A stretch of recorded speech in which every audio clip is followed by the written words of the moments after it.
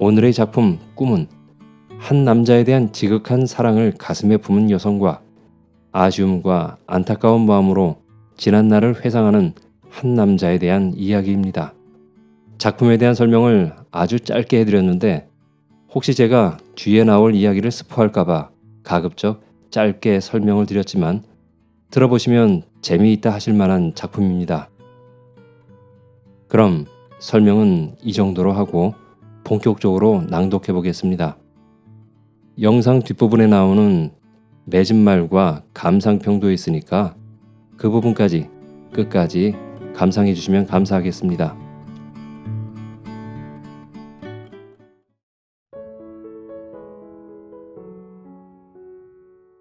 꿈 나도향.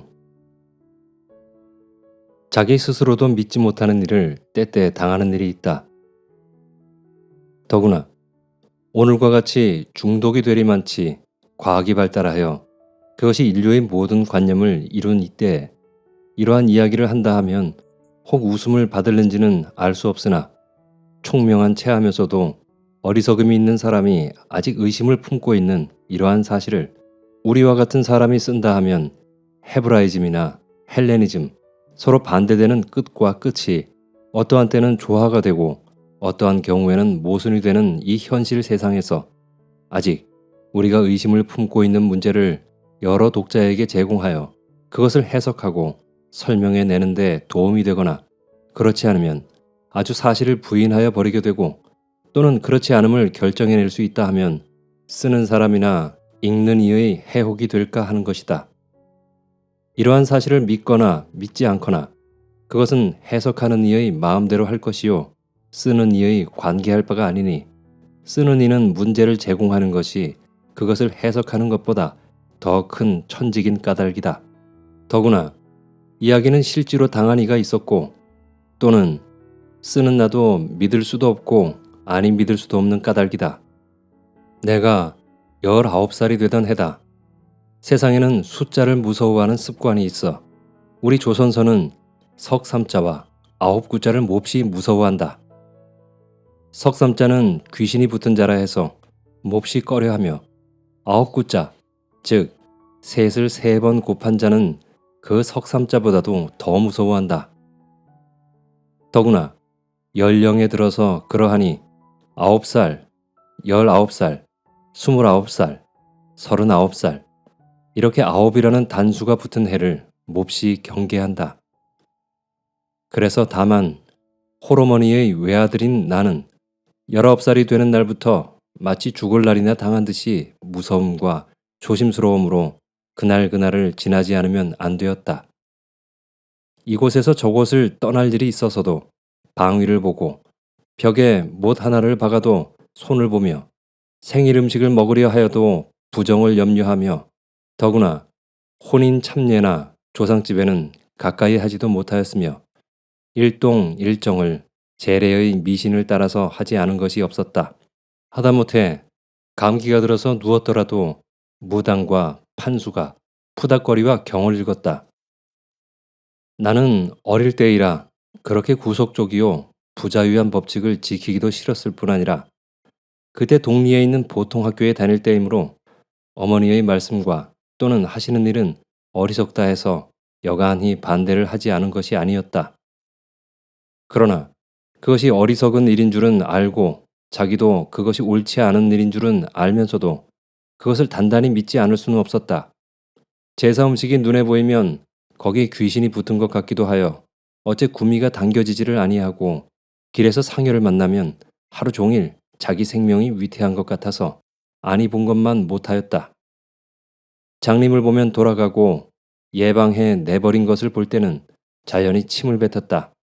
쉽게 말하면 이 무서운 인습적 미신을 완전히 깨뜨려 버릴 수가 없다는 말이다. 나는 지금 그때를 돌아보면 여러 가지 행복을 아니 느낄 수가 없다.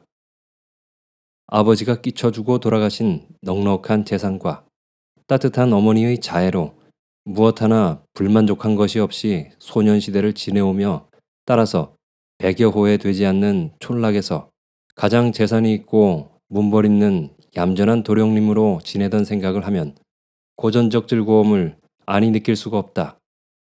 더구나 지금도 거울을 앞에 놓고 내 얼굴을 들여다보면 그때 보루통하고 혈색 좋던 얼굴의 흔적은 숨어버리었으나 잘 정조된 모습이라든지 정기가 넘치는 눈이라든지 살적이 뚜렷한 이마라든지 웃음이 숨은 듯 나타나는 듯한 입 가장자리에 날씬날씬한 팔다리와 가늘은 허리를 아울러 생각하면 어디를 내놓든지 귀공자의 태도가 있었다. 그래서 동리에서는 나를 사위로 삼으려는 사람이 퍽 많았었다. 하루에도 중매를 들려고 오는 사람이 두세씩 있을 때가 많아서 그 사람들은 서로 눈치들만 보고 서로 말하기를 꺼려 그대로 돌아간 일이 한두 번이 아니었다. 그래서 어머니는 어느 것을 택해야 좋을는지 몰라서 적지 않이 헤매신 모양이요. 또는 그 까닭으로 14살부터 말이 있던 혼인이 19살이 되도록 늦어진 것이다. 동리 처녀들 중에 내 말을 듣거나 또는 담 틈으로나 울 너머로 나를 본 처녀는 모두 나를 사모하게 되었던 모양이다. 우리 집에서 셋째 집 건너편에 있는 18살 먹은 처녀 하나는 내가 학교를 갈 적이나 집으로 돌아올 적에는 반드시 문틈으로 내가 지나가기를 기다리는 것을 나는 본 일이 있었다. 어떠한 날은 대담하게도 내가 지나가기를 기다려 자기의 노랑 수건을 내 앞에 던진 일까지 있었다. 또 어떤 처녀 하나는 자기 부모에게 자기가 나를 사모한단 말을 하여 직접 통혼까지 한 일이 있었으나 그 집안 문벌이 얇다는 이유로 어머니에게 거절을 당한 후에 그 여자는 병이 들었더니 그 후에 다른 데로 시집을 갔다고 할 적에는 나는 공연히 섭섭한 일도 있었다. 그 중에 가장 내가 귀찮게 생각한 것은 우리 동리에서 조금 떨어진 곳에 주막이 하나 있었는데 그 주막에 술 파는 여자가 나에게 반하였던 일이다. 그것도 내가 학교에 가는 길가에 있는 곳인데 하루는 학교에서 운동을 하고 집에 돌아오는 길에 어떻게 목이 말랐든지 일상 어머니가 물 한 그릇이라도 남의 집에서 먹지 말라는 경계를 어기고 그 주막에 들러서 그 술 파는 여자에게 물 한 그릇을 얻어먹은 일이 있었다. 그 여자란 것은 나이가 22서너시 되어 보이는 남편이 있는 여자인데 눈이 크고 검으며 살이 검누르고 퉁퉁한 여자로 사람을 보면 싱글싱글 웃는 버릇이 있어 얼핏 보면 사람이 좋아 보이지만은 어디인지 음침한 빛이 있다. 그 이튿날 나는 무심히 그 주막 앞을 지나려니까 그 여자는 나를 보고 싱글 웃었다. 그날 저녁에도 싱글 웃었다. 그 웃음이 어떻게 야비한지 나는 그 웃음을 잊으려 하였으나 잊으려 하면 더 생각이 나서 못 견디었다. 그렇지만 그 앞을 아니 지날 수가 없어서 그 웃음을 보지 않으려고 고개를 돌리고 지나간 지 이틀 만에 그 여자는 내가 학교에서 돌아오기를 기다렸든지 문간에 나섰다가 나를 불렀다. 나는 질겁을 하여 머리끝이 으쓱하였다. 여보시오, 서방님네. 왜 그러는고? 나는 돌아보며 물었다. 사내가 와 그렇게 무정한 게요? 나는 사면을 둘러보았다. 그 말하는 그 사람은 그만두고 그 말을 듣는 내가 몹시 더럽고 부끄러운 것 같은 까닭이었다. 나는 아무 말도 못하고 그대로 돌아서 가려 하니까 그 여자는 나의 손목을 잡아 끌고 자기 집으로 끌고 들어가려 하였다. 그는 술이나 한 잔 자시고 가시소? 하며 잡아다녔다. 술? 나는 말만 들어도 해괴하였다. 학교 규칙, 어머니, 학생, 계집, 주정, 음란이 모든 것이 번뜩번뜩 연상이 되어서 온몸이 떨렸다. 이 손 못 놓겠는게요? 나는 손을 뿌리쳤다. 그리고 나는 학생이라서 술 못 먹는지러? 하고 뒤로 물러서며 나중에는 얄궂은 일을 다 당하는 게로 하고 앞만 보고 달려왔다. 집에 와서 얼른 손을 씻어 그 여자의 손때를 떨어버리고 옷까지 바꾸어 입었다. 그 음탕한 눈이며 살냄새가 눈에 보이고 코에 맞히는 것 같아서 못 견디었다. 그 후부터는 그 길로 학교를 갈 수가 없어서 길을 돌아가는 수밖에 없었다. 그 전 길로 가면 오리밖에 되지 않은 길을 10리나 되는 산길로 돌아다녔다. 그런데 다행히 그 길 중턱에는 우리 집 논이 있고 그 논 옆에는 우리 마름이 살므로 저기 안심이 되었다. 첫날 그 집 앞을 지날 때 나는 주인 된 자격으로라고 하는 것보다도 반가운 마음으로 그 집에를 들어가지 않을 수가 없었다. 처음에 그 집 쌀이장 문을 들어서니 집안이 너무 적적하였다. 20년 동안이나 우리 집 땅을 부쳐먹는 사람 좋은 늙은 마름도 볼 수가 없고 후덕스러 보이는 그의 마누라도 볼 수가 없다. 하다못해 늙은 개까지도 볼 수가 없었다. 나는 의아하여 고개를 기웃기웃 하려니까 그 집 봉당문이 열리며 기웃이 고개를 내미는 사람은 그 집 딸인 임실이었다. 임실이는 어렸을 때 앞치마 하나만 두르고 발바닥으로 어머니를 따라서 우리 집에 드나든 일이 있으므로 나는 그 얼굴을 잘 알 뿐더러 어려서는 같이 장난까지 한 일이 있었다. 그러나 근 3년이나 보지를 못하였다. 대가리가 커지니까 그렇게 함부로 다니지를 못하게 한 모양이다. 어렸을 적에 볼 때에는 머리가 쥐꼬리 같고 때가 덕지덕지하며 코를 흘리는 것이 지금 보니까 제법 머리를 치렁치렁 발 뒤꿈치까지 따내리고 얼굴에 분칠을 하였는데 때가 쑥 빠졌다. 그는 반가웠다는 뜻인지 생긋 웃고 나를 보며 어서 오라는 듯이 나를 쳐다보았다. 그리고는 아무도 없는데 온 것이 미안한 듯이 황망해하며 어떻게 이 갑작스럽게 방문한 주인 댁 도령님을 맞아야 좋을지 모르는 모양이다. 죄다 어디 갔는?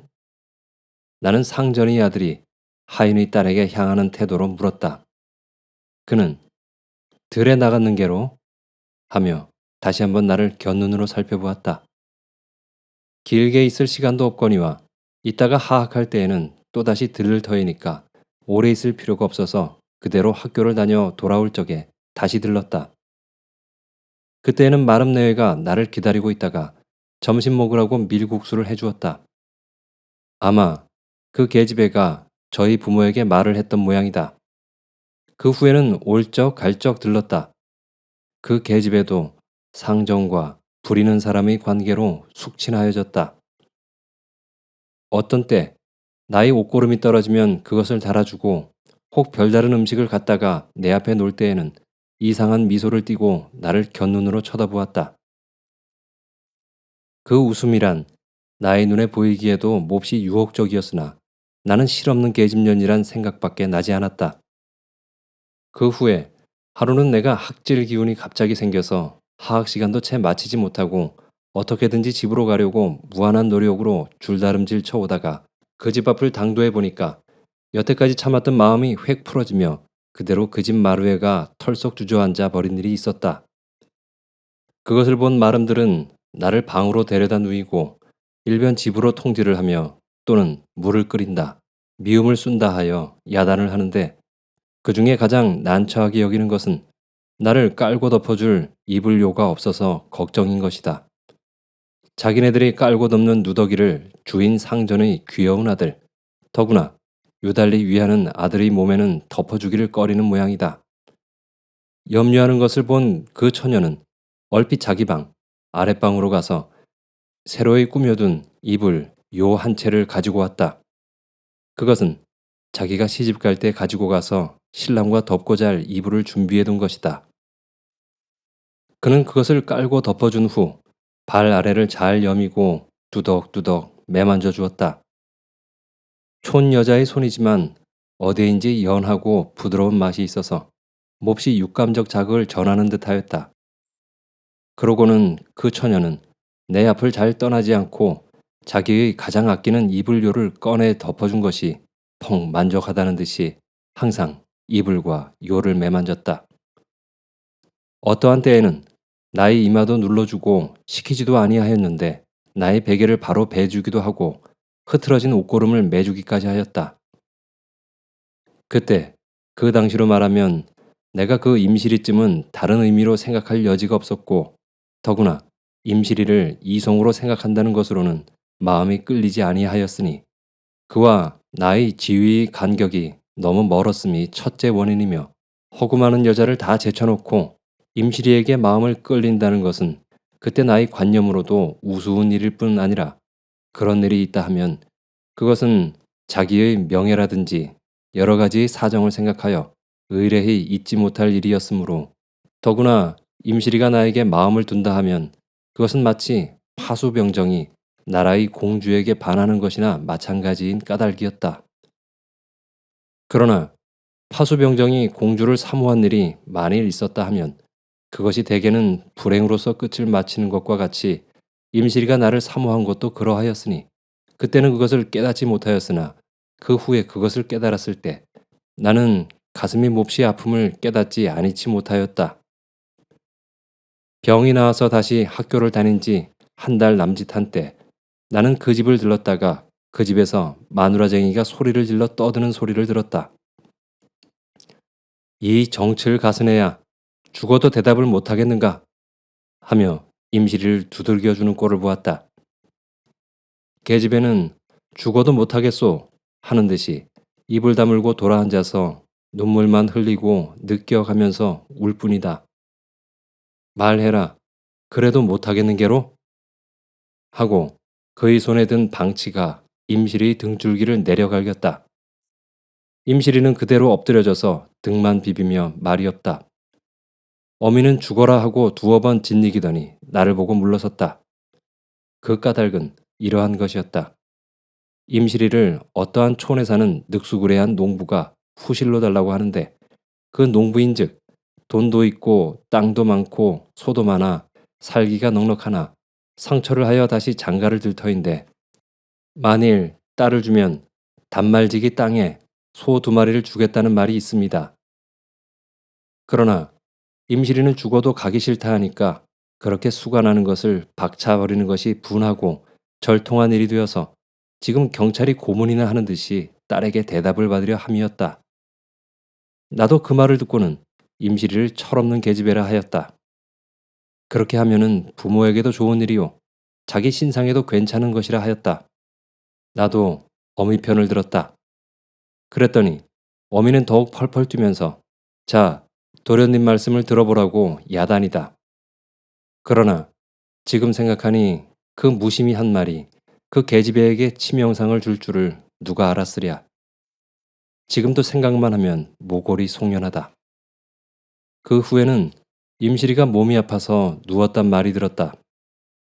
나는 여러 가지로 생각을 하여 즉 말하자면 주인된 도리로나 날마다 지나다니며 폐를 끼치는 것으로나 또는 내가 아를 적에 제가 해주던 공으로나 약 한 첩 아니지어다 줄 수 없어서 그 병을 물어보았으나 다만 몸살이라고 할 뿐이므로 무슨 병인지 몰라서 그것도 하지 못하였다.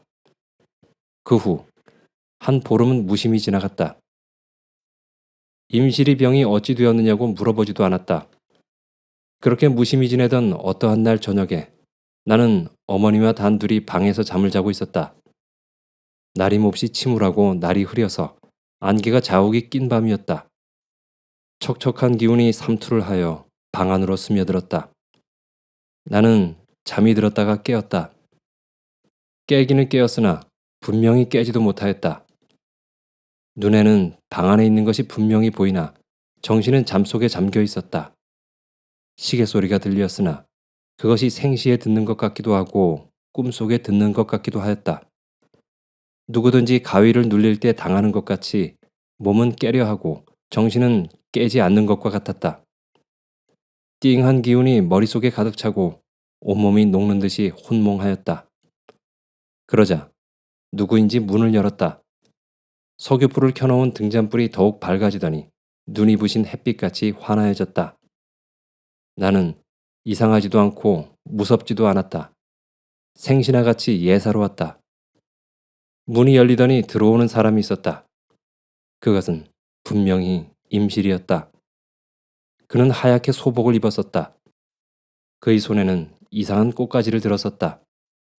문을 닫더니 내 앞에 와서 섰다. 그는 울음을 참는 사람처럼 처참하게 입을 다물었다. 그는 누구와 이별하는 것 같이 몹시 슬픈 낯으로 나를 보았다. 그의 옷빛은 똑똑하고 선명하게 내 눈에 비추었다. 그는 한참이나 나를 보고 있더니 눈에서 구슬 같은 물을 흘리더니 나의 가슴에 엎드려 울었다. 생시나 꼭 마찬가지 목소리로 나를 향하여 저는 지금 당신을 이별하고 영원히 갑니다. 생시에는 감히 말씀을 못하였으나 지금 마지막 당신을 떠나갈 때 제가 얼마나 당신을 사모하였는지 알 수가 없던 그 간곤한 정이나 알려드릴까 하여 가는 길에 들렸사오니 영영 가는 혼이 남아 마지막으로 저를 한번 안아주세요. 하고 가슴에 안겼다. 나는 벌떡 일어나며 임실이를 물리치며 버릇없는 가시네년 누구에게 네가 감히 이따위 버르장을 하니? 하고 꾸짖었다. 그랬더니 임실이는 돌아서서 원망스럽게 나를 흘겨보면서 그러면 이것이 마지막이니 안녕이나 계시라고 어디로인지 사라졌습니다.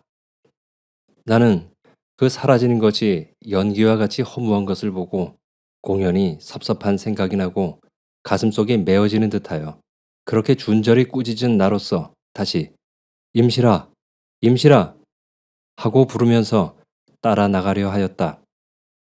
그러나 정령코 생시요 모든 것이 분명하고 똑똑한데 다리를 떼어 놓으려면 다리가 떼어지지 않고 무엇이 꽉 붙잡는 것 같으며 입을 벌리려면 혀가 굳어서 말이 나오지를 아니하여 무한히 고생을 하고 애를 쓰려 하였으나 마음대로 되지를 않았다. 그러자 누구인지 내 몸을 흔드는 듯해서 눈을 떠보니까 나는 자리 속에 누웠고 옆에 어머니가 일어나 앉으셔서 왜 그러는? 하고 물어보신다. 여러 가지를 종합해 보아서 내가 꿈을 꾸었던 것이다. 꿈은 꿈이나 그것이 너무 역력한 까닭에 어머니께 그런 말씀도 하지 못하고 이상하다 하는 생각으로 그날 밤을 지내었다. 그 이튿날 학교를 갈 적에는 만사를 제쳐놓고 그 집부터 들렀다. 들르기도 전에 멀리서 나는 가슴이 서운하여지지 않을 수가 없었다. 먹을 것도 못 먹고 입을 것도 못 입고 임실이가 죽단 말이 웬 말이냐. 어미 애비 내버리고 내 혼자 어디매로 간단 말고 에고 에고 임실아 하며 어미의 우는 소리가 적적한 마을 고요한 공기를 울리고 내 귀에 들려왔다. 공중에서 날아왔다 날아가는 제비 새끼라든지 다 익은 나달이 바람에 불리어 이리 물결치고 저리 물결치는 것이든지 그 울음소리에 섞여 몹시 애처로운 정서를 멀리 멀리 퍼뜨리는 것 같다. 나는 그 집에 들어가기 전에 벌써 직감적으로 무슨 일이 생긴 것을 알게 되었다. 더구나 시집도 가지 않은 처녀가 원한 품고 죽었구나 하는 생각을 하며 무서운 생각도 나고 으스스한 느낌이 생겼다. 어미는 머리를 쥐어 뜯어가며 임실아 가려거든 같이 가지 너 혼자 간단 말고 하며 통곡을 한다. 마름은 옆에 앉아 눈물을 씻고 있다. 농후한 애수가 그 집을 싸고 돈다.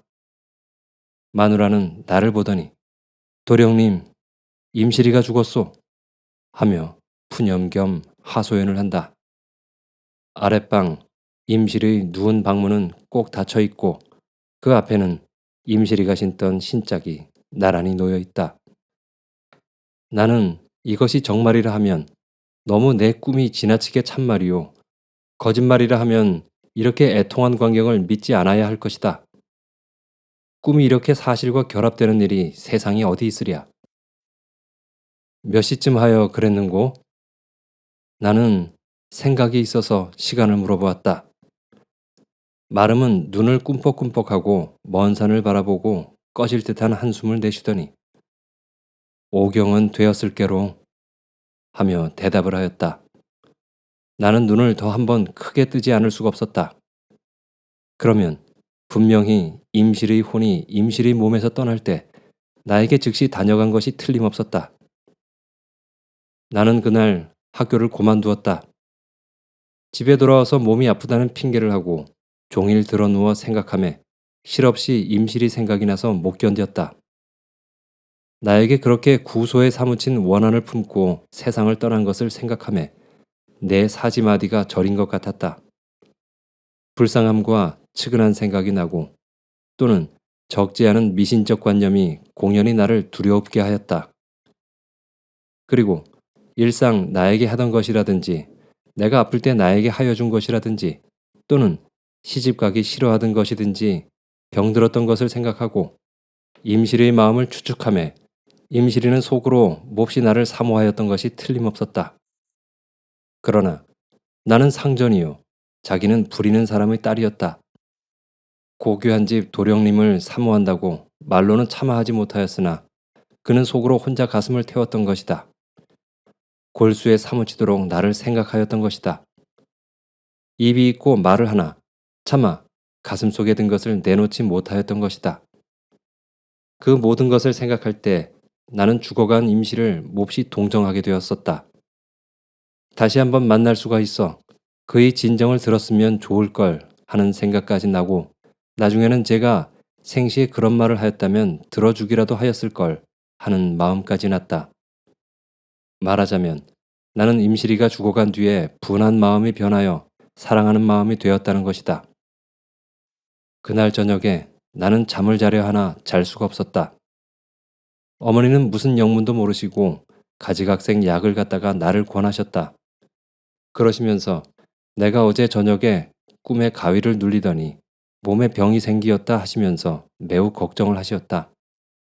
그런데 나는 오늘 아침 임실이가 죽었다는 말을 하지 못하였다. 만일 그 집에 들렀다는 말을 하면 처녀 죽은 귀신이 씌었다고 당장에 집안이 뒤집힐 터인 까닭이다. 나는 온종일 임실이 생각만 하다가 자리 속에 누웠었다. 때는 자정이 될랑 말락하였었다. 어머니는 내가 잠들기를 기다리시느라고 옆에서 바느질을 하고 계시었다. 사면은 고요하였다. 멀리서 다구는 소리가 들리었다. 나는 눈이 또렷또렷 잠 한 잠 자지 못하고 누워 있었다. 그런데 누구인지 문간에서 문을 두드렸다. 어머님도 바느질을 하시던 것을 그치시고 귀를 기울이셨다. 나도 고개를 돌렸다. 도련님, 분명히 임실의 소리다. 어머니와 나는 서로 쳐다보았다. 서로 의아한 것을 깨치기 위함이다. 어머니 한 사람이나 나 한 사람만 듣는 것이 아니라 서로 다 듣는다는 것을 알 때 나는 온몸이 으쓱하였다. 도련님, 목소리가 더 똑똑하고 날카로웠다. 나는 무의식하게 벌떡 일어나며 대답을 하려 하였다. 그러나 어머니는 얼핏 나에게로 달려드시며 쉬, 입을 막으라고 손짓을 하셨다. 도련님! 세 번째 소리가 날 때 나는 아무 말이 없었다. 그때 나는 등에서 땀이 나도록 무서운 생각이 나서 얼른 자리 속으로 들어왔다. 어머니는 그게 누구 소리냐고 날더러 물어보셨다. 나는 어제 저녁 꿈 이야기로부터 오늘 이야기를 아니할 수가 없었다. 내일이면 온 동리가 다 알 것을 속인들 소용이 없음이었다. 나는 그 이야기를 모조리 하였다. 그랬더니 어머니는 나를 책망을 하셨다. 그렇게 생명에까지 관계되는 것을 이야기하지 않으니 어찌 자식이며 어미냐고 우시기까지 하셨다. 나는 참으로 말 안 한 것을 후회하였다. 그것은 귀신이 다녀간 것이라 하셨다. 세 번 부르기 전에 만일 대답을 하였다면 내가 죽을 것을 요행이 괜찮았다고 하셨다. 그날 저녁은 무사히 넘어갔다. 그 이튿날 어머니는 무당을 불러오셨다. 무당이 내 말을 듣더니 전혀 죽은 귀신이 되어서 그렇다고 그 귀신을 모셔다가 아무 이러이러한 나무 위에 모셔놓고 1년에 한 번씩 제사를 지내주라 하였다. 어머니는 그렇게 하기로 결정을 하셨다. 그 이튿날 임실이를 공동묘지에 갖다가 묻었다. 나는 서운한 생각으로 그날을 지냈다. 더구나 이 사람으로서는 믿을 수 없는 일을 자기가 직접 당하고 보니 이상하게 마음이 편치 못하였다. 더구나 처녀 귀신이 자기를 찾아다니는 것을 생각하고 여러 가지 미신을 종합해 생각할 때 적지 않이 불안하였다. 그날 밤에도 임실이가 꿈에 보였다. 이번에는 아주 다른 세상으로 가서 모든 세상의 더러운 것을 깨끗이 씻어버리고 선녀처럼 어여쁜 얼굴과 고운 단장을 하고 찾아왔다. 나는 그의 손을 잡고 폭 반가움을 금치 못하여 이번에는 내가 임실을 생각하는 것이 분수에 과한 것 같이 임실이는 숭고하여졌다. 나는 꿈속에서 임실이를 사모한다 하였다. 그러나 임실이는 조금 비웃는 듯이 나를 보더니 만일 당신이 나를 사모하거든 지금이라도 같이 가자고 하였다. 그러면서 손을 잡아 끌었다. 어제 저녁 찾아갔을 때 왜 대답도 아니 하였느냐 하며 자, 어서 가자고 손을 끌었다. 그때 잠깐 나는 꿈속에서나마 생시의 먹었던 생각이 들었던 모양이다. 임실이가 참 정말 임실이가 아니오. 귀신 임실이라는 생각이 들더니 만일 임실이를 따라가면 자기도 죽는다는 생각이 나서 손을 뿌리치는 바람에 잠이 깨었다. 잠은 깨었으나 눈앞에 보던 기억이 역력하다. 가기 싫다고 손을 뿌리쳤으나 임실이 모양이 얼마나 숭고하고 어여뻤는지 옆집 계집애가 노랑 수건을 던져주던 따위로는 비길 수 없이 나의 정열을 일으켰다. 일이 허황된 일이라면서도 꿈에 보던 임실이를 잊을 수 없다. 어떠한 경우에 사람이 추상적 환상에 반하는 일이 있는 것이나 마찬가지로 나는 꿈속에 임실이 혼에게 반하였던 모양이다. 나는 잊으려 하나 잊을 수가 없었다. 속으로 자기를 비웃으면서 가슴속은 무엇에 취한 것 같았다. 어머니는 이 말을 들으시더니 더욱 근심을 하시면서 얼핏 장가를 드려야겠다 하셨다. 그리고 유명한 무당과 판수에게는 날마다 다니다시피 하셨다. 그 이튿날, 또 그 이튿날 꿈에는 임실이가 보이지 않았다. 꿈속에서 다시 한 번이라도 만나보았으면 할 때는 정작 오지를 않았다. 꿈을 꾸어서 만나보고 싶은 생각이 처음 날 그 이튿날까지는 그리 대단치 않더니 날이 갈수록 심해져서 어떻게 꿈속에서 한번 만나보나 하는 생각이 간절하여졌다.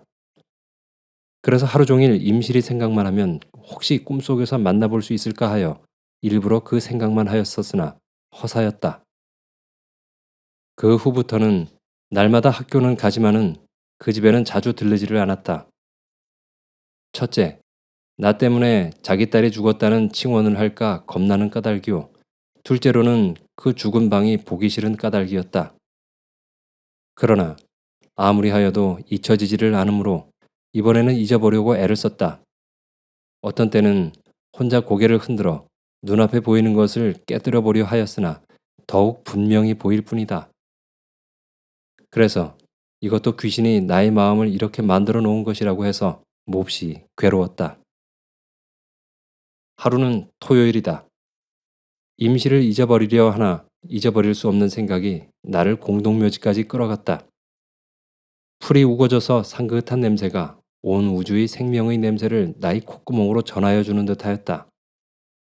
익어가는 나락들은 무거운 생명의 알갱이를 아는 채 고개를 숙이고 있다. 널따란 벌판에는 생명의 기운이 넘쳐 흐른다. 땅에서 솟아오르는 흙의 냄새가 새로이 나의 전신을 씻어주는 듯하였다. 먼 산에서 바람에 흔들리는 소나무들은 꿈틀꿈틀한 줄기와 뻣뻣한 가지로 힘있게 흩날린다. 맑게 개인 하늘에는 긴장한 푸른 빛이 이쪽에서 저쪽으로 한 귀퉁이 남겨놓은 것 없이 가득히 찼다.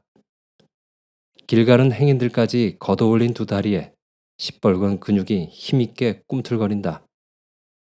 들로 나가는 황소목에 달린 종소리까지 쨍쨍한 음향으로 공기를 울린다. 공동묘지는 우리 동리에서 북쪽으로 15리나 되는 산등성리에 있었다. 내가 묘지에 가는 것은 임실의 실체를 만나보려 하는 것도 아니오. 꿈속같이 임실의 혼을 만나려는 것도 아니다. 임실이가 나를 그렇게까지 사모하다가 말 한마디 하지 못하고 그대로 원혼이 되어갔으며 또는 그 원혼이 그래도 나를 못 잊고 꿈속에까지 나를 못 잊어 내 눈에 보이며 또 그 원혼이 밤중에 나를 찾아왔다 하면 그 간곡한 마음을 다만 얼마라도 위로하는 것이 나의 의리 있는 짓이라고 하는 생각까지 난 까닭이었다. 그러면 사람이라는 것은 이상한 것이 되어 어떠한 물건에 의지하지 아니하면 그 마음이라든지 그 정성을 다하지 못하는 것이므로 부처를 생각함에 흙으로 빚어 만든 불상이거나 예수를 경배함에 쇠로 만든 십자가가 아니면 그 마음을 한 곳에 붙이지 못하는 것과 같이 내가 임실이를 생각함에 그의 몸을 묻어놓은 흙덩이 무덤이 아니면 나의 마음을 붙여보낼 수 없음이었다. 나는 이 무덤 저 무덤을 찾아서 임실의 무덤 앞에 섰다. 무덤이 무슨 말이 있으랴마는 나의 심정은 무엇으로 채우는 듯이 어색하여졌다. 죽은 사람의 무덤 위에는 새로 생명으로 솟아오르는 풀들이 파릇파릇 났다. 나는 세상에 가장 애처로운 정서로 얽어놓은 이 무덤 속에 잠들어 있는 임실이를 위하여 무엇이라고 하여야 좋을지 아지 못하였다. 처녀로서 순결한 마음으로 일평생 한 번밖에 그의 정을 주어보지 못한 임실의 깨끗한 몸이 여기에 놓여 있고 그 순진한 심정에서 곱게 피어오른 사랑의 꽃이 저 심산 속에 피었다 사라진 이름 모를 꽃 같은 것을 생각할 때 나의 마음은 숭고하고 결백함으로 찼었다.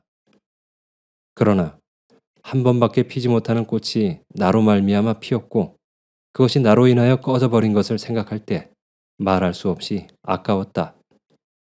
더구나 그 꽃은 꺼졌으나 그 나머지 향기가 그렇게 쉽게 사라지지 않고 피었던 자리 언저리에 남아있어 없어지기를 아끼어 하는 것을 생각할 때 얼마나 나의 마음이 애이는 듯하였는지 몰랐다. 나는 무덤 가장자리를 돌아다녀 보았다. 그의 무덤은 보잘것이 없었다. 그의 무덤에는 찾아오는 이도 없었다.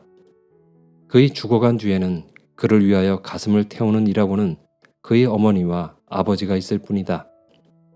그러나 죽어간 임실이가 그렇게까지 사모하던 내가 이 자리에 왔는 것을 아는지 모르는지 만일 참으로 넋이 있어 안다 하면 그가 그것을 만족히 여길는지 아닐는지 나의 마음속에는 말할 수 없는 안타까움이 있을 뿐이었다. 나는 옆에 피어있는 석죽꽃을 따서 그것으로 화환을 만들어 무덤 앞에 놓아주고 집으로 돌아왔다. 그 후에는 전과 다름없는 생활을 하여 왔다. 그리고 임실이도 꿈에 오지 아니하고 나도 임실의 생각을 잊어버리었다. 그러자 1년이 지나간 어떤 날 또다시 임실이가 왔었다. 그것은 바로 임실이가 죽은 지 1년이 되던 날이다. 그 후에는 연연히 그날이면 임실이가 보이더니 내가 서울 와서 공부하던 해부터는 그날이 되어도 오지 않았다. 지금은 아주 남의 이야기가 되어버린 것 같이 잊어버리었으나 문득문득 그때 생각이 나면 그때 문간에서 나를 부르던 소리가 귀에 역력하여 온몸이 으쓱하여진다.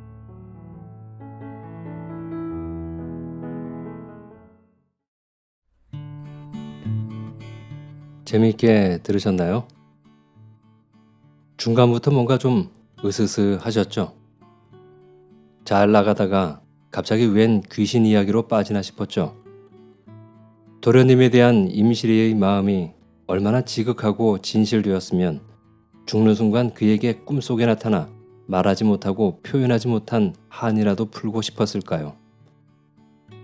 죽은 이가 꿈에 나타나고 밤에 문 앞에서 이름을 부른다는 것만 봐서는 분명 공포스러운 분위기의 이야기가 될 법한데 저는 오히려 임실이가 너무 가엽고 안타까워서 마음이 아팠습니다. 그래서 임실이에게 차갑고 싸늘하게 대한 도련님이 참 마음에 들지 않았습니다. 나중에는 죽어버린 임실이를 사랑도 하게 되고 섭섭한 마음도 들어 그녀의 무덤을 찾기도 했지만 그러면 다 무슨 소용이 있겠습니까? 살아있을 때 주인 댁이니 소장농이니 하면서 신분을 따지지 말고 임실이의 말을 조금이라도 들어주었다면 이리도 마음이 헛헛하지 않았을 텐데 하는 생각이 들게 하는 그런 작품이었습니다. 여러분은 어떻게 들으셨나요? 저와 함께 끝까지 감상해 주셔서 감사합니다. 지금까지 나도향의 단편소설 꿈을 읽어드렸습니다.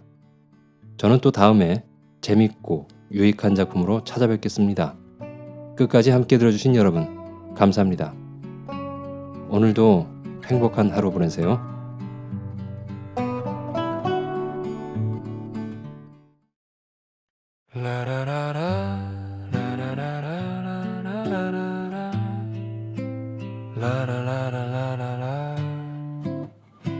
창가에 기대어 하늘을 보다 문득 깨닫는다. 행복은 이미 여기 있었다는 걸. 찻잔의 온기처럼 식어가도 괜찮은 것. 천천히 내게 와 닿는 것. 붙잡지 않아도 멀리 가지 않는 이름 없이 머무는 것. 행복은 그렇게 말없이 내 곁에 와. 지금 이대로 충분해. 놓아줄수록 더 오래 남는 것. 조용히 머문다. 라라라라 라라라라라라라 라라라라라라라. 특별할 것 없는 저무는 시간. 마음이 느려질 때 사랑처럼 다가와 설명 없이 자리 지키는 그것이 행복이었다는 걸. 찾지 않아도 언제나 여기 있는 소리 없이 채우는 것. 행복은 그렇게 말없이 내 곁에 와. 지금 이대로 충분해. 놓아줄수록 더 오래 남는 것. 조용히 모은다.